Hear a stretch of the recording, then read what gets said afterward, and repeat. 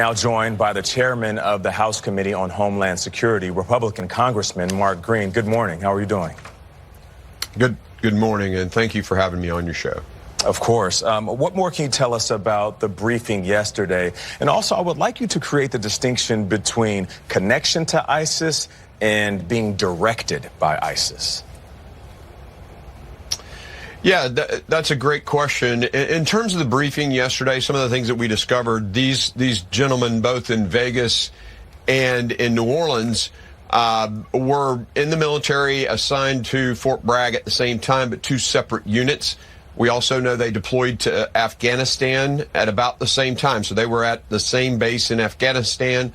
I think the real key now is for military Central Investigation Division, CID, to dig into that, see if they were associated while they were in the military, and see if there are other folks that might have been radicalized about the same time. I think that's the big piece. As far as, being directed by ISIS, there were, ISIS-related messages sent out through their system. Hey, go and kill Christians, go and kill. And those happen all the time. Are they direct to an individual? No. And in this case, not to Jabbar, with what we know now. And Congressman, with what we know now, especially what you learned at that briefing yesterday from federal officials, what more can you tell us about his connection to ISIS? We understand he traveled to Egypt in recent years. Do we know anything about that? And has the U.S. dropped the ball on fighting ISIS propaganda? Well, stopping that information flow is very difficult in a society where we have free speech, and that's always going to be a challenge to us. What our FBI needs is more human resources looking for individuals like Jabbar that get radicalized inside our country.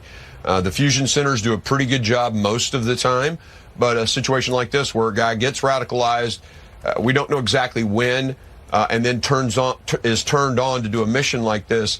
That's the information that's going to require boots on the ground all over the country in places where people get radicalized. And they pulled back initially after 9/11, the FBI they were everywhere looking. They caught those guys in upstate New York by doing that human intelligence, but they've pulled back over the past several years, and they need to put that back into place.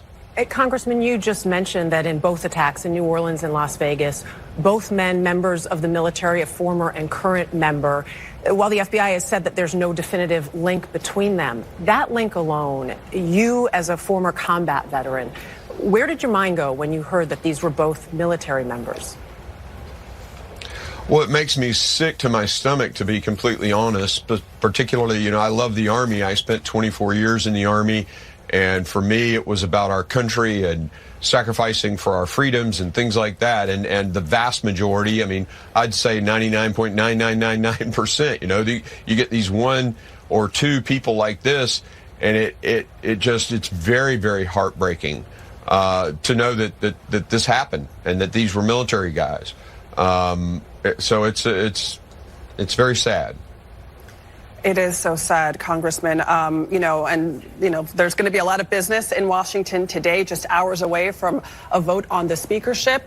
It could come down to just one House member. How confident are you that Mike Johnson will retain the gavel? And if you could give me a percentage, are we 100% confident? 50? I always hate having to give percentages, but I would say this is going to come down to a razor wire finish, just like the last time when he got the job. It's people are out there negotiating. The interesting thing about Republicans is they tend to represent their districts more. I think Democrats line up together and represent their ideology more, and it's the difference between the two parties. And so when we have a super thin majority, it's really tough to get a speaker elected, as we saw last Congress. And Congressman, do you think anybody else would want the gavel? Most of the folks I talk to that are super competent and would not want the job. It's especially with this majority. It's the hardest job in America. You know that old show, Tough Jobs? This is the toughest job in America. I am convinced of that. All right, that's a good idea for the next season of Tough Jobs. Very honest answer there. Congressman and Dr. Mark Green, thank you so much. Coming up, honoring